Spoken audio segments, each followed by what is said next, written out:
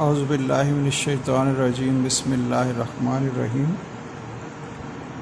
आपने जो स्टेटमेंट भेजी है तो इस वीडियो को देखने से पहले उसको ज़रा एक दफ़ा ख़ुद अच्छी तरह से पढ़ लें ताकि आपको बात समझने में आसानी रहे।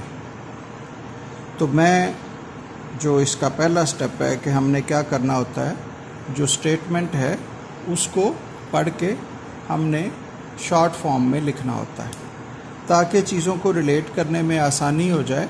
बार बार स्टेटमेंट पढ़ने का हमारे पास टाइम नहीं होता। तो स्टेटमेंट ने हमें कहा exactly 7 people QRSTXYZ serve on advisory board. तो मैंने क्या किया, जिन लोगों को उसने नाम दिया एडवाइजरी बोर्ड के लिए उनको लिख लिया। उसके बाद उसने बताया QRST यानी ये जो पहले 4 हैं हैव बिन इलेक्टेड, इन्हें मुंतखब किया गया है। एंड XYZ आर अपॉइंटेड, ये जो 3 है ये अपॉइंटेड है, ये इलेक्टेड है। तो 2 ग्रुप हो गए। उसके बाद 3 persons और 4 persons panel are sometime drawn from the board to study proposals. कि एक पैनल बनता है जिसमें 3 लोग या 4 लोग हो सकते हैं किसी प्रपोजल को मंजूर करने के लिए। Each panel must include at least 1 elected and at least 1 appointed board member.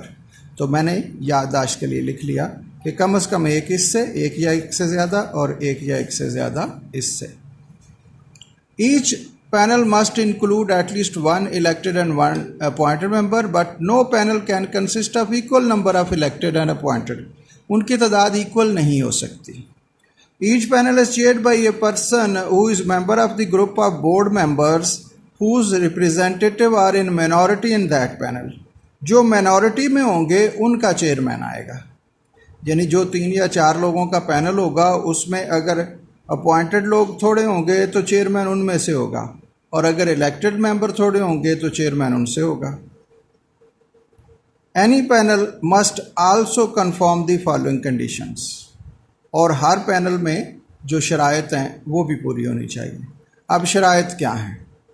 If Q serves, अगर क्यू आता है किसी बोर्ड में, टी कैन नॉट सर्व, तो फिर टी नहीं आएगा। तो इस बात को याद रखने के लिए मैं इन दोनों की लाइन लगा के क्रॉस लगा दिया कि ये दोनों गोया इकट्ठे नहीं आ सकते। क्यू आएगा तो टी नहीं आएगा। Next condition, if R serves on a panel X can not serve on the panel. अगर आर आता है तो एक्स नहीं आएगा, तो गोया आर और एक्स क्रॉस कर दिए कि ये इकट्ठे नहीं आ सकते। T and Y can not serve on a panel unless this other serves are they serve together. तो टी और वाई ने जब भी आना, इकट्ठे आना है, मैंने प्लस लिख दिया कि दोनों को इकट्ठा लेना है। जब भी लेना है, एक नहीं ले सकते, जब भी लेंगे टी और वाई दोनों लेने पड़ेंगे। And if Z serves on a panel X must also serve on that panel. अगर जेड आता है तो फिर एक्स भी लाजमन आएगा। अगर आप जेड लेते हैं तो एक्स भी लेना पड़ेगा उस पैनल के अंदर। अब यहाँ ये जो इफ़ और उसका रिज़ल्ट है, ज़रा इसके हवाले से एक बड़ा अहम पॉइंट है जिसे आपने ज़हन में रखना है। जब उसने कहा कि इफ़ क्यू तो टी कैन नॉट, जब नेगेटिव होता है तो वो 2 वे बन जाता है। यानी अगर क्यू आएगा तो टी नहीं आएगा, और अगर टी आएगा तो क्यू नहीं आएगा। लेकिन जब वो पॉजिटिवली कहा जाता है कि अगर जेड पैनल में आएगा तो एक्स भी आएगा, तो इसका मतलब ये है कि z के आने की सूरत में तो साथ x का आना ज़रूरी है, लेकिन x की सूरत में z का आना ज़रूरी नहीं है।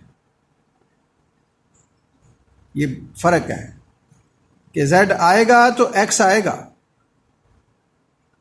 लेकिन x अगर अकेला आता है तो z उसके साथ आए या ना आए कोई फ़र्क नहीं पड़ता। x तो अकेला आ सकता है, z अकेला नहीं आएगा, z के साथ x को आना पड़ेगा। और अगर उसने पॉजिटिव में ये कहना हो कि दोनों आएंगे तो वो वाई टी वाली जो स्टेटमेंट है वो बता रही है कि एक दूसरे के बगैर सर्व नहीं करेगा।